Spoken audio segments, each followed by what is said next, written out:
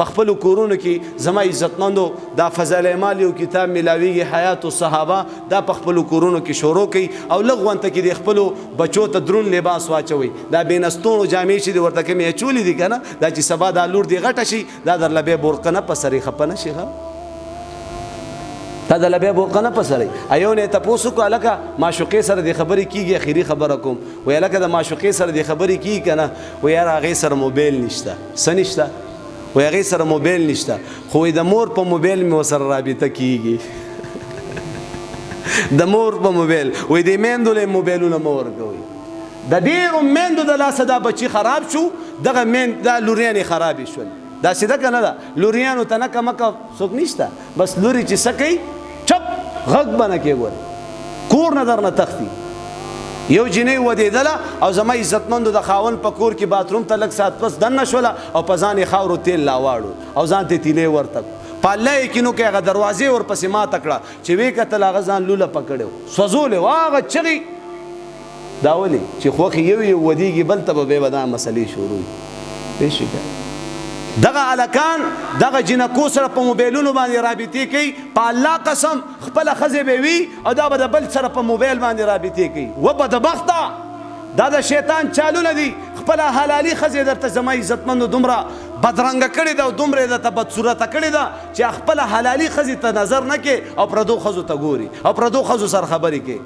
نو هغه خزه سره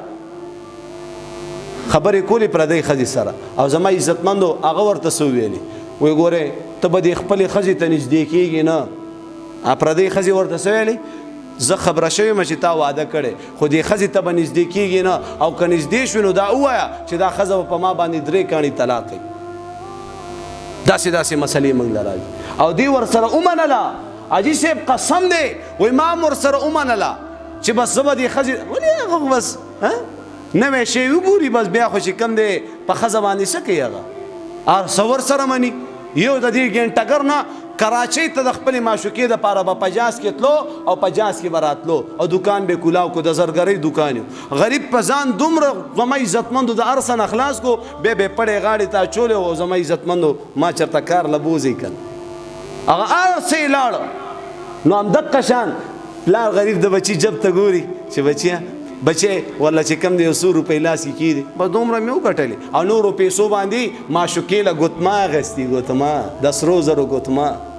معشوقې چې کم دی په مختلفو طریقو سره ور یقینو کې هغه ورځ یو نوجوان گیر شو 500,000 روپۍ د پلار د دکان نه ایستې دي او زما عزتمندو د معشوقې کور ته لیږلي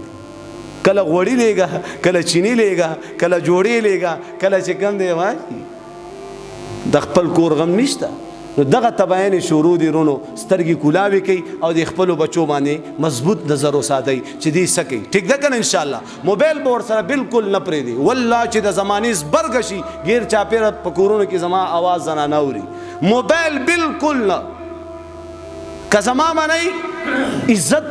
خپل بحال پاتې کې موبایل بالکل نه زنانه ناقص العقل دي د غسی پختینه پیدا دي رسول الله مبارک فرمایي چې زما عزتمندو دا زنانا سړو ته محتاج دي دا